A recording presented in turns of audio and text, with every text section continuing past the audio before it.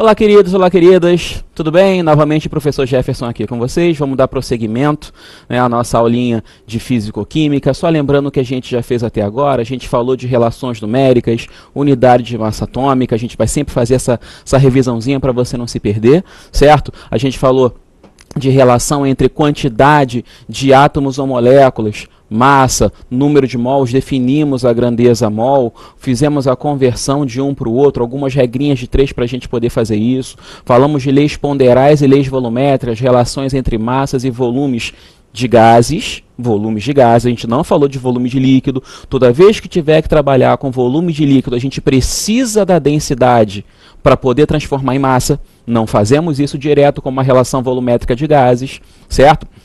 Aplicamos, aquelas fórmulas, aqueles cálculos de fórmulas, fórmula mínima molecular e fórmula centesimal, e damos início ao cálculo estequiométrico, ok?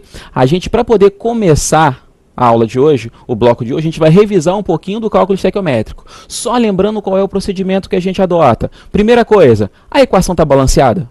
Então você vai ver se a equação está balanceada. Se não tiver, faça o balanceamento. A gente já treinou como fazer isso aqui. Só você dá uma olhadinha nos blocos anteriores, certo? Depois, a gente faz a relação em proporção molar.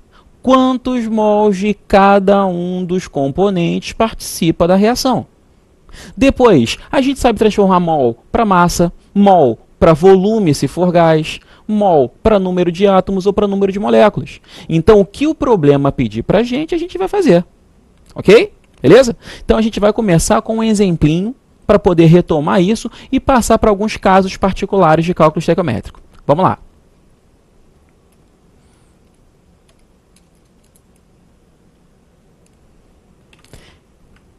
Primeiro exemplo está aqui, é o seguinte, olha só.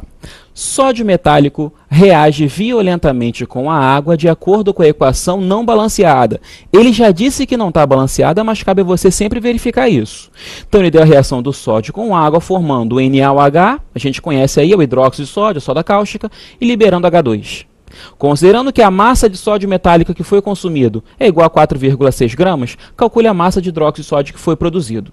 Então, primeira coisa, para a gente poder matar isso rapidinho, pega a equação que é Na, sólido, mais água, essa água aqui provavelmente está na fase líquida, você gerou o NaOH, meio aquoso, por isso que a água deve estar na fase líquida, e liberou o H2.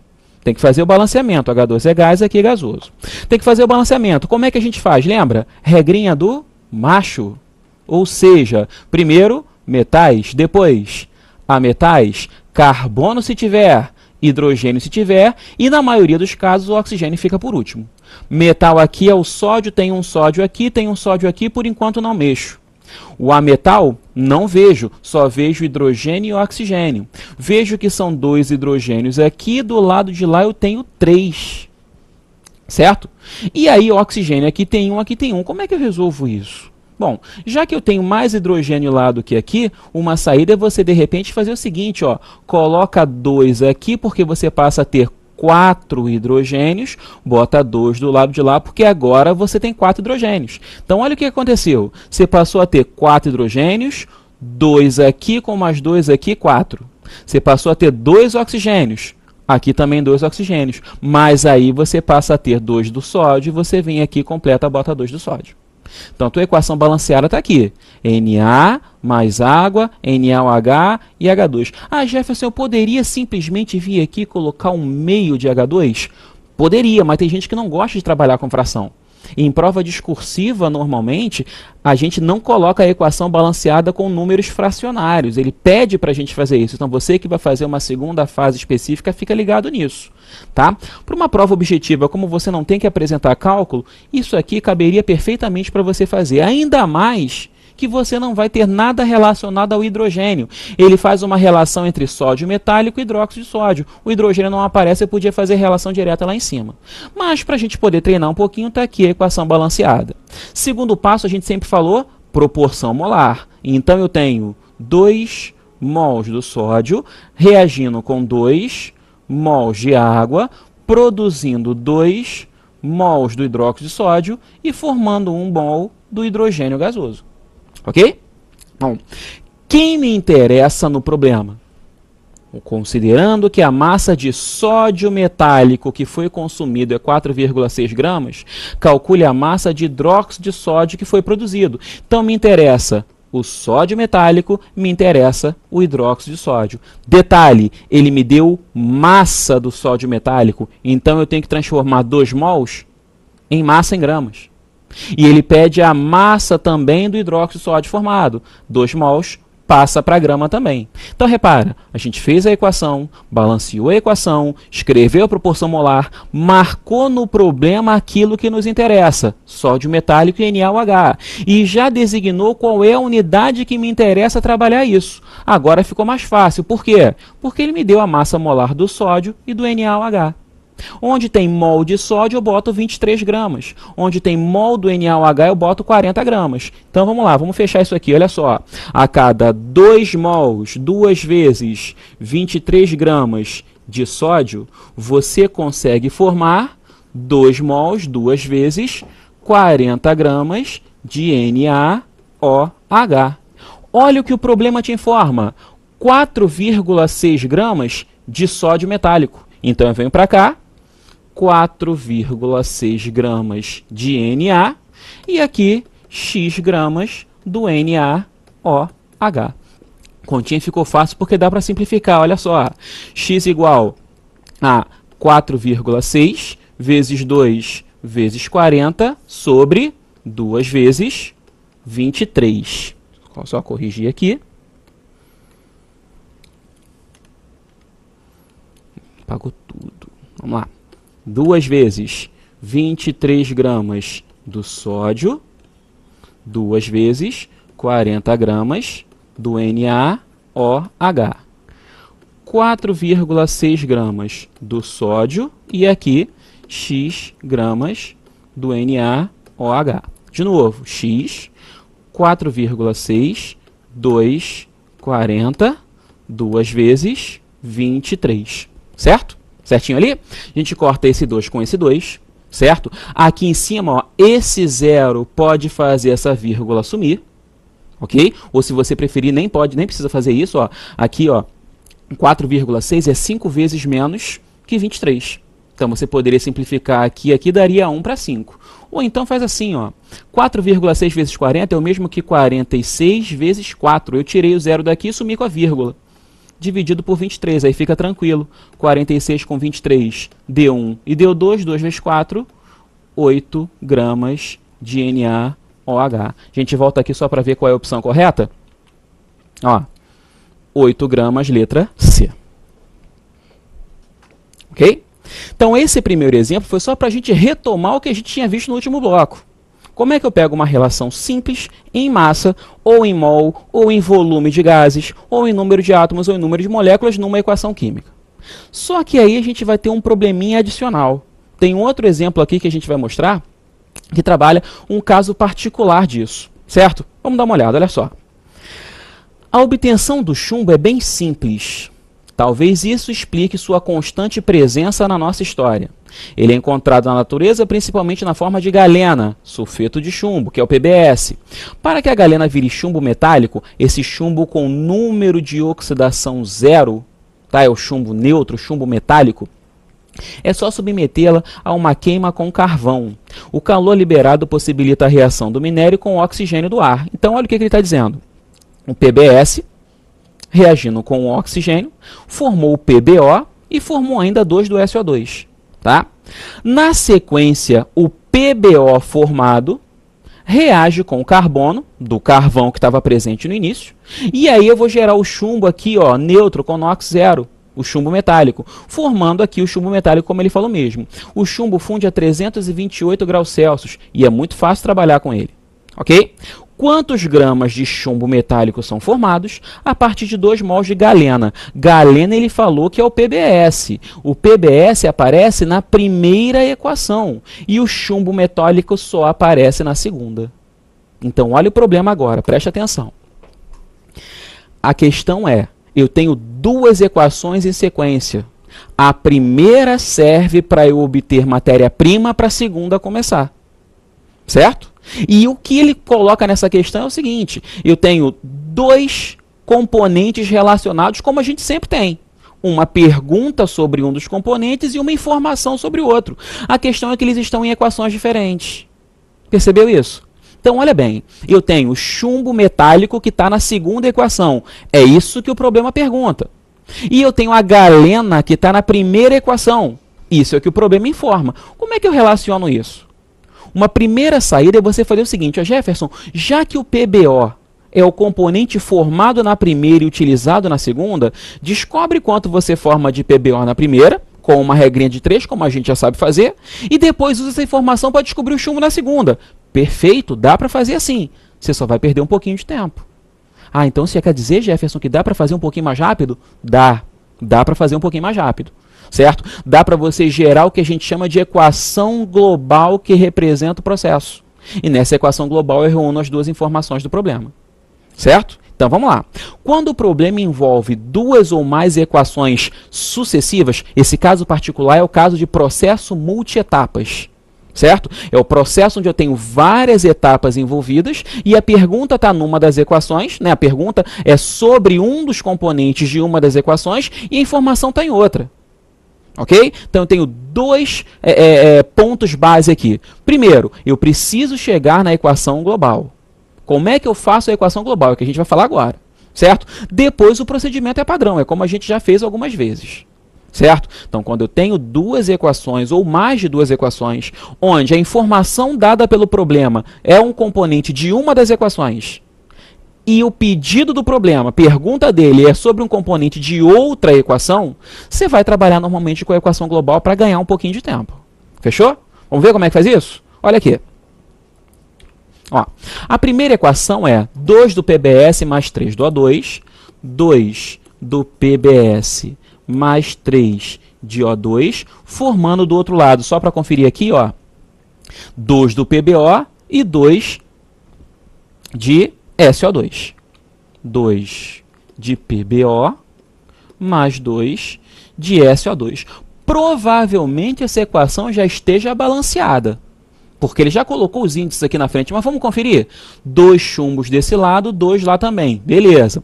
2 enxofres desse lado, 2 lá também. 6 átomos de oxigênio desse lado. A molécula de O2 tem 2 átomos, como ela aparece 3 vezes, 6 no total.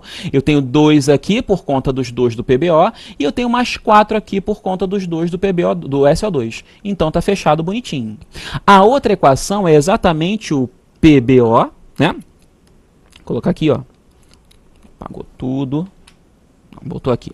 Ó, o PBO, que é a segunda equação dada para a gente. Aqui, ó, o PBO. Reagindo com o carbono do carvão, né, com C, dando Pb mais CO2. Então aqui, ó, vamos lá.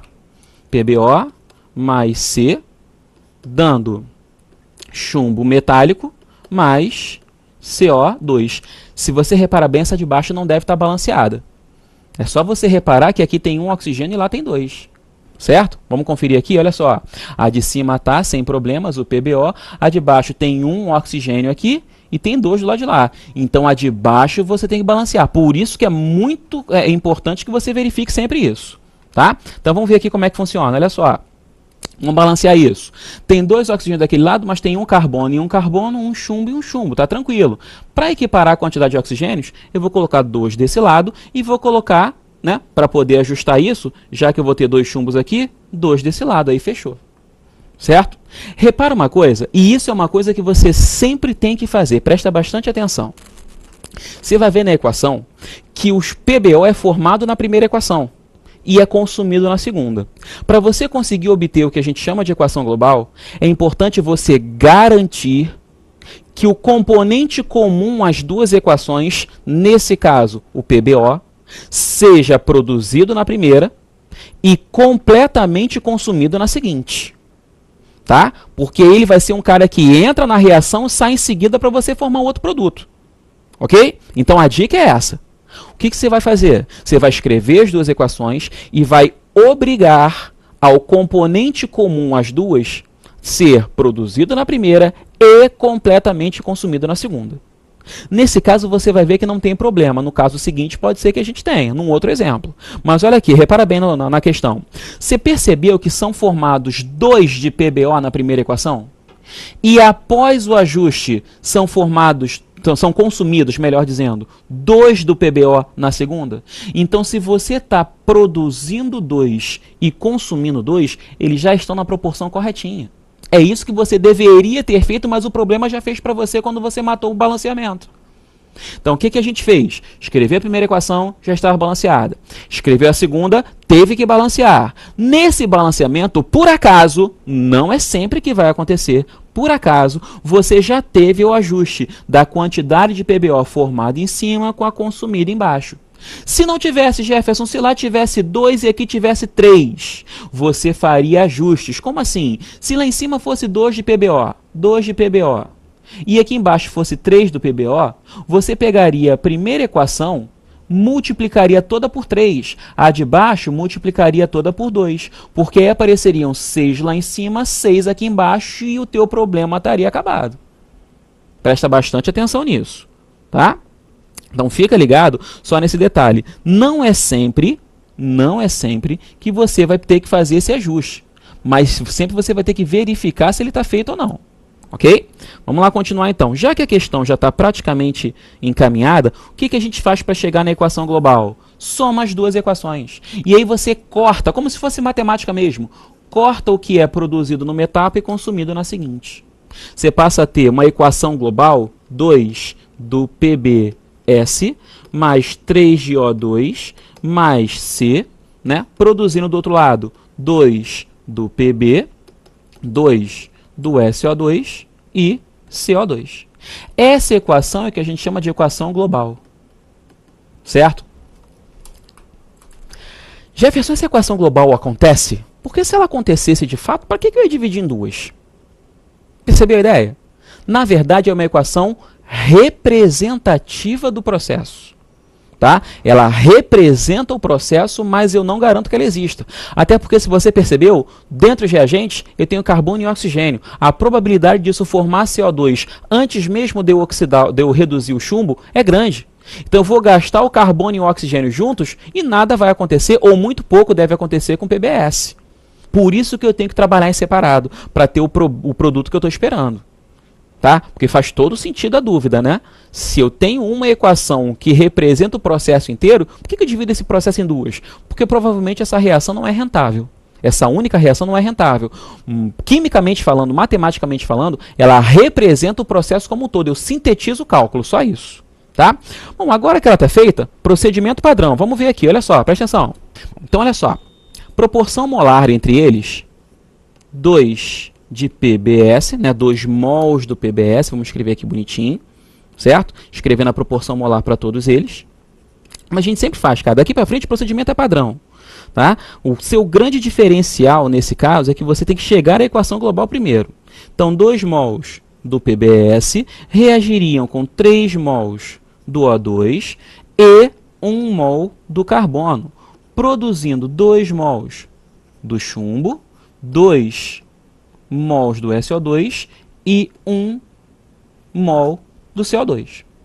A questão pede o que para a gente? Olha bem aqui. Quantos gramas de chumbo metálico? Então, o chumbo metálico tem que aparecer em gramas. E 2 mols da galena, certo? Que é o nosso PBS. Ele já disse aqui para a gente desde o início. Então, repara bem. Galena eu vou deixar em mol. Galena eu vou deixar em mol. Aqui, ó, 2 mols de PBS. E o chumbo metálico eu vou ter que transformar em gramas. Como o enunciado me deu a massa atômica do chumbo, né? Chumbo 207, eu já vou colocar aqui 2 vezes 207 gramas. Por coincidência, nessa questão, a proporção molar é justamente o que ele pede. Então, como ele pede massa de PB produzida a partir de 2 mols de galena, essa massa já está dada aqui, 414 gramas. Certo? Aqui a gente matou a questão.